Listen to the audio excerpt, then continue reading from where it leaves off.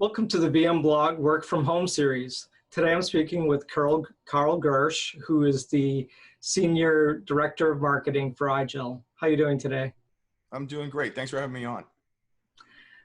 Can you maybe tell us a little bit about the company for those who don't know or have heard of IGEL? Sure. So IGEL Technology provides the next-gen Edge OS for cloud workspaces. And what that means in a nutshell is that we have an operating system that has been in development for over 20 years that is available for corporations and end users who need to connect to remote digital workspaces, be it VMware Horizon, Citrix, Amazon Workspaces, or the like. And we'll talk a little bit about how we offer that operating system in just a few minutes, I think. Yeah, and so as part of the Work from Home series, we're kind of here talking about the pandemic that we're all being faced with right now. How has that changed the way companies are dealing with their employees in your mind? And were IGEL customers caught by surprise, or did they already have solutions in place to make the shift from the office to work from home? Sure. So, I mean, was it Monty Python says no one expects the Spanish Inquisition? I mean, I don't think anyone was expecting a global pandemic. And realistically, as I think about it, I talk with my colleagues, we've gone through over 80 years where, while there have been individual disruptions on a global level, we've not had anything like of this magnitude probably since World War II, honestly, right? Right. So I think that organizations, certainly any responsible organization, has had disaster recovery plans in place, had business continuity plans in place. And oftentimes they smush those together, right? We talk about DRBC. I've always been a little bit, petulant because I'm like, hey, those are two separate things first and foremost, right? Disaster recovery is like, hey, the building caught fire. We got to get that building back, that office back up and running. Business continuity is like, hey, some portion of our user base has been displaced. How can we, what is the fastest way we can get them productive? But even in both those scenarios, and even for the client companies that we've seen that were I think very conversant on top of that, I don't think anyone expected, again, the scale and magnitude of what's occurred in 2020. So I think when we look at it, obviously in a good BC plan, business continuity plan, you might say, all right, look, we're prepared that 40% of our workers get displaced. We can get them up and running and get them back to productivity. But I don't think anyone, unless maybe the most paranoid, right, we're out there thinking, all right, what happens if everyone gets displaced? And how do we handle that? So there was, for a lot of companies, I think were caught on their heels, but even for companies that were prepared for it, it was, I don't think anyone was prepared for kind of essentially that magnitude of change, of disruption that occurred. Now, that's not super negative, but here's, I think there's, and we'll talk about some of the positive outcomes here, but one of the things that I think was good is that of all the inflection points in time, where we are today, right now in 2020, coming out of the past several years where we've been looking at cloud development, cloud deployment of resources, right, which allow you to scale up without huge capital expense, right? Advances in virtualization, desktop virtualization technology, and the work we're doing with creating an endpoint OS specifically for remote workers and deploying that via software, via USB, via devices that we manufacture, gives everyone at least the foundation, the technologies that are available to get through this and come out stronger. So for the companies that are starting to adopt this work from home model, or they've already migrated over to it, aside from the technology side of things, how in general are the people being affected, like through connectivity and infrastructure? Sure.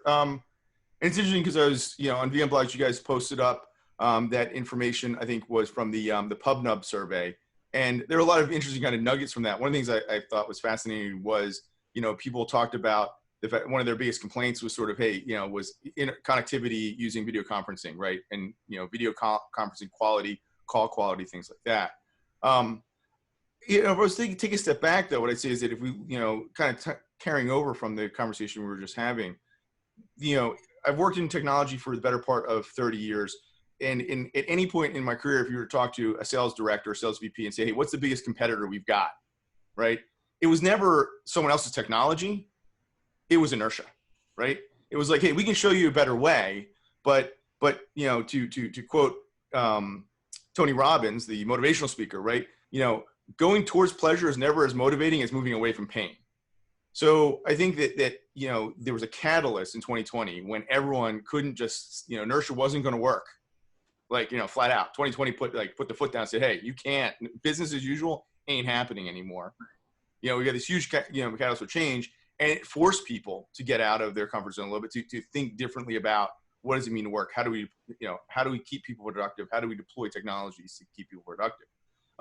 So I think that there's, at a high level, again, I shudder to use the word paradigm shift because, holy cow, there's been a phrase that's been overused in the past 30 years. That's one of them. Yeah.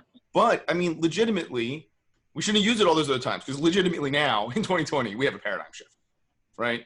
And it's impacting us, obviously professionally, it's impacting us within the technology industry, and also just personally, right? If you had said to me just a mere 7 months ago, hey, would you ever go to a video happy hour? I'd be like, no, like why? Like, right? And yet, yeah. I'll be very clear, I've done a full 180. I participate in video happy hours. I do it with my team. I've done it with my family. My father just had his 75th birthday, and I put, we popped Zoom up so that he could see myself, my siblings, and the grandkids and everything like that. And I feel like I'm a relatively forward-thinking technologist. I love technology, right? I like, but I didn't even foresee the way in which we'd be starting to leverage this technology given what occurred. So certainly we'll talk about the underlying, what do you need to make it all happen? But I think this has forced everyone out of the comfort zone a little bit. It has been the catalyst to rethink, how we connect, how we work, and how we socialize. And in a way, that's pretty cool. I mean, it's painful right now. It sucks right now. I don't want to deny that. But I think that when I look forward, I think that we're going to come out of this, and this what we're going to see is a hyperspeed move into adopting new technologies in a way that probably none of us, because again, I think I'm pretty old by technology, executive terms. I don't think we've ever seen anything quite this fast. And we've been through fast stuff. Internet was pretty fast. Mobile was pretty fast. But even those gave you like a runway. There was no runway. It was like we get vertical. We got to get into this right away. So, just again, fascinating times to be in technology and being in the forefront of trying to help navigate these uncertainties. And it's also a fascinating time for you to be a team member at IGEL. You guys are on fire right now. Your growth trajectory is huge. Brian and I just participated in the IGEL Disrupt event, which fortunately happened before the pandemic hit. So it was one of the few physical trade shows that we got to participate in. Thinking about your technology, maybe can you talk about, so that viewers of this video can get a better understanding of how IGEL solutions can help better enable the whole work from home paradigm shift? Let's talk about IGEL and how it fits in, right? So, and again, I'll put on my professor hat for a minute. Let's do a walkthrough history, right? So pre-1980s, it was all, centralized computing, right? Green screen terminals, mainframes. We all, everyone's, whatever. We all know that, right? And then in the 80s, we moved into this era of distributed computing, right? Microsoft was largely in charge. We had file servers, for those of you old enough to remember what a file server was, right?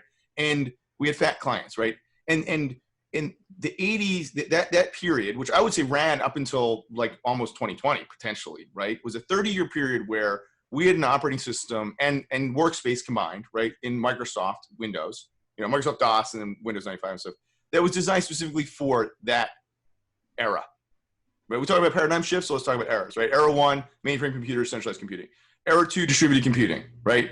And it made sense. Like you put the stuff on the machine under your desk because that's going to give you the best user experience. It's right there and so on and so forth.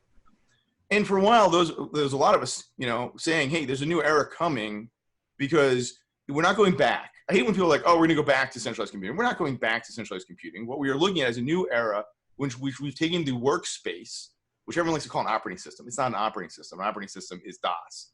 Windows 95 smushed an operating system and a workspace together. And now what Microsoft's doing is they're peeling those apart in a sense and saying, okay, the workspace, the things that you see to set up your environment, your icons, or whatever else, we're going to put that in the cloud. And it makes sense to put it in the cloud, right?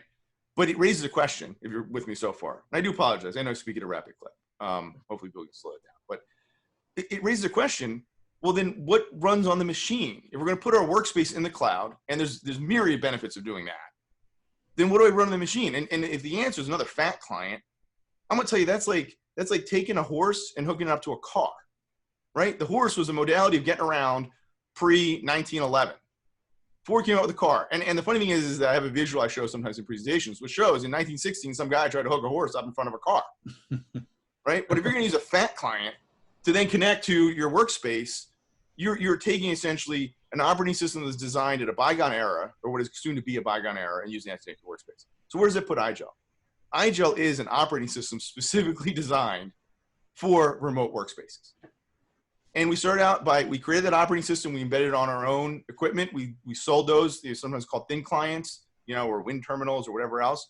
But we realized several years ago that, hey, the use of that operating system itself is what's really powerful and what's really important. And we've abstracted that. We took that off of the thin clients and we made it available to people to install on their own equipment. You can take IGEL OS and you can install it on, you know, a PC, you can install it on a laptop, you can install it on any x86 platform. You can even install it on other thin clients, right? Now, it's interesting to me because I think, you know, we look at Microsoft in the 80s and the brilliant move, right? The thing that Microsoft did in the very beginning that was so smart, right, was that they licensed DOS to IBM and retained the right to sell it to other people, right? And in that move, Microsoft started on a trajectory that would put them to dominate essentially computing, especially enterprise computing, right? The other players at the time, Apple, didn't want to do that, right? Commodore, if you want to bring those up, didn't really do it either. It was a little bit later, but Microsoft started that path because they understood that the power of the software. And it's interesting to me because, you know, in this regard, IGEL has come to the same realization. We make our IGEL operating system available to people to consume how they want to consume it. And really no one else is doing it to the scale and scope and with capabilities that we bring to market. And as we move into this new era where we're going to have our workspace up in the cloud, you want an operating system designed specifically for that, which brings us to our tagline, right? We are the next gen edge operating system for cloud workspaces. So those words all sort of make sense. They're not just a bunch of really good marketecture, right? We're looking at the next era, the next generation of computing, right? We're an edge OS, meaning you're going to install those on the devices out there that we're using today that are on the edge. And we're going to connect to cloud workspaces, which is in essence, I think, you know, where my personal opinion, we're not quite there yet, but that's where we're going. And the idea when someone's like, oh, I keep my files, like, I mean, even now as I say these words, I keep my files, my apps on a machine right here. And that's where they are.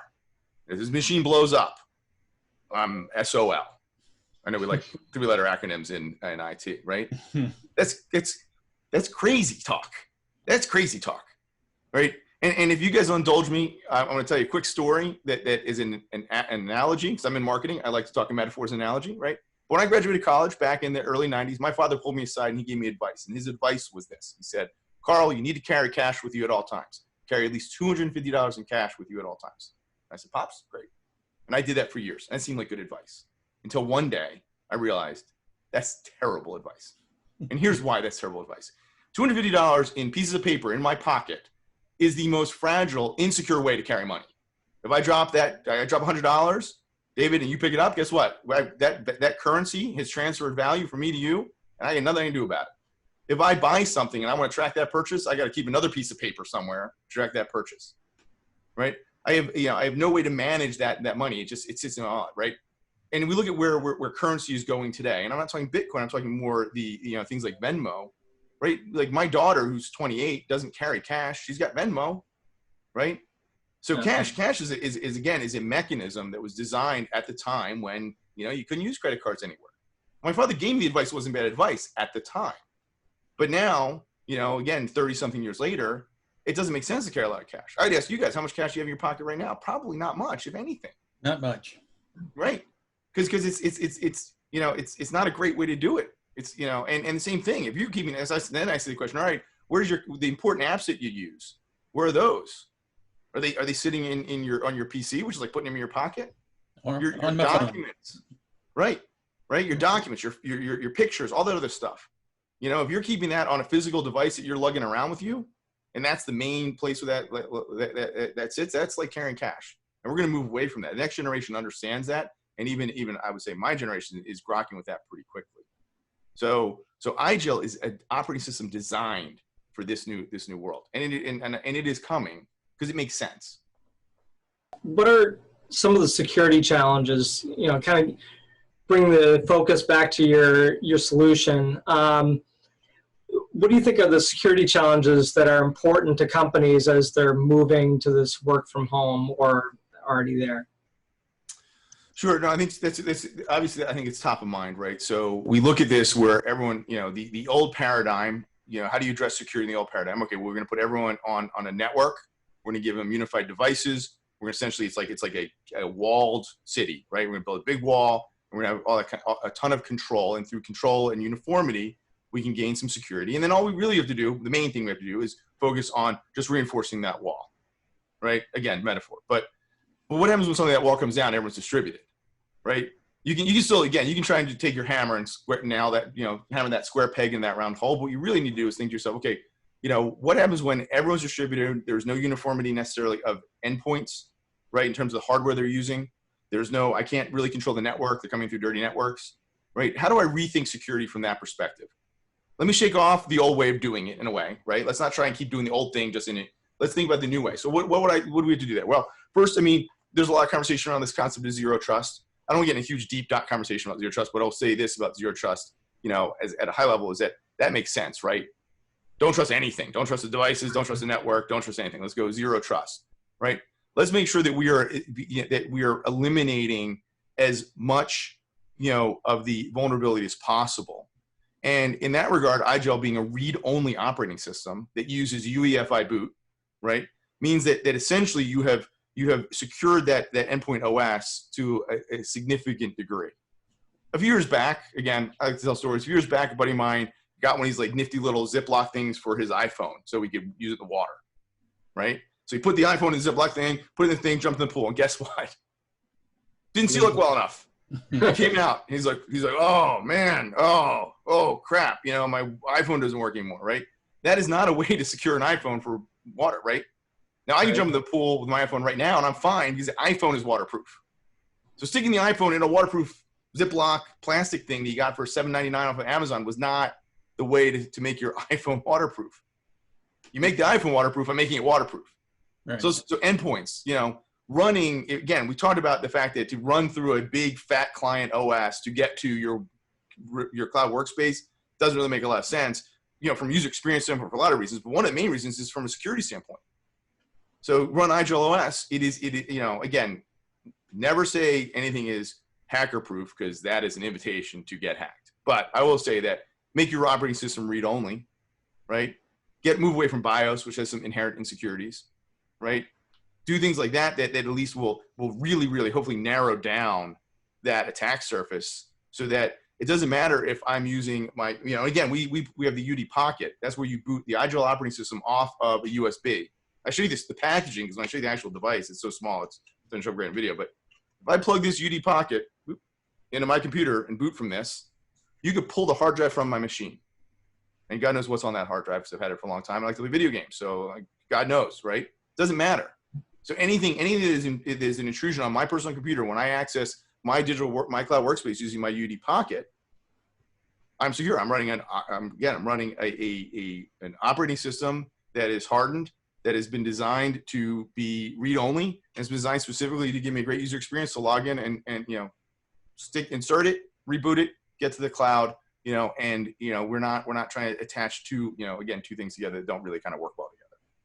Right. And then as we're talking about everybody moving and working from home, quick question and get your thoughts on this, but people who are now finding the ability through IGEL or some other technology, right, VDI, and they're able to work from home, how are companies going to get those folks to come back to the office after this, pandemic is over? People enjoy working from home in their t-shirt, shorts, flip-flops. They don't like to commute back and forth. Sometimes it could be, an hour each way. I guess the question is, one, do companies, will they move people back to the office rather than, how do they get them to move back? I guess, it's kind of a two-parter. Will they, or will they just keep allowing people to work from home? Right. No, it's a great question. And I'll answer that question with I guess a rhetorical question, right? But it raises the question to me, what is the purpose of the office to begin with?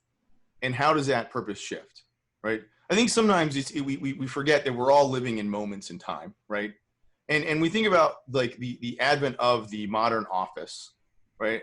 I think that there were some key reasons why you would aggregate people working for you in one place, right? First, and probably most importantly, is access to resources, right? So if I was, you know, we had, if I was in insurance and we had actuarial tables and documents, first of all, it was all paper for a long time, right? So you had to get people all together around a piece of paper, right? So, you know, so access to resources was the reason why we needed offices in, I want to say the 50s, and I'm just pulling out a decade at random, right? 2, collaboration, right? Like we need to share ideas. And again, let's go back. And again, I won't say the 50s was the advent of the modern office, but you know, most of your listenership is probably young enough that that seems like a long time ago, right? But yeah. You know, collaborations, we need to work together. I need to give you my ideas. You need to give me your ideas. We got to work on stuff together, right? And you know, again, I want to say 100 years ago, you know, 75 years ago, that was, you know, you couldn't do that if everyone was remote. And 3rd, security. And I mean security at a high level, right? That whatever a business does, you have competitive advantage over the other entrants in the marketplace. You need to protect that competitive advantage, be it was documents that you stored at your location or whatever else, right? So we look at the modern office, modern air quotes, I suppose, of then I think we say, okay, it was, you know, access to resources, collaboration, security. So now I say, okay, I'm putting my technology hat on. I go, okay, well, access to resources, right? We all have internet, we all have computers. What resources are we talking about anymore? It's all digital. So the need to get everyone together to be like, oh, hey, you got to come to the office because this is where the computers are, is a pretty silly thing, right? Come to the office. We have laser printers, right? You can get a laser printer for $379, probably even less now. I'm purchasing that way, right? So that need kind of goes away. You know, collaboration. I feel like I'm Alanis Morissette. Isn't it ironic? We can talk about collaboration. We're all collaborating right now from across the country in video, looking at each other. So the collaboration element is no longer a necessity for an office.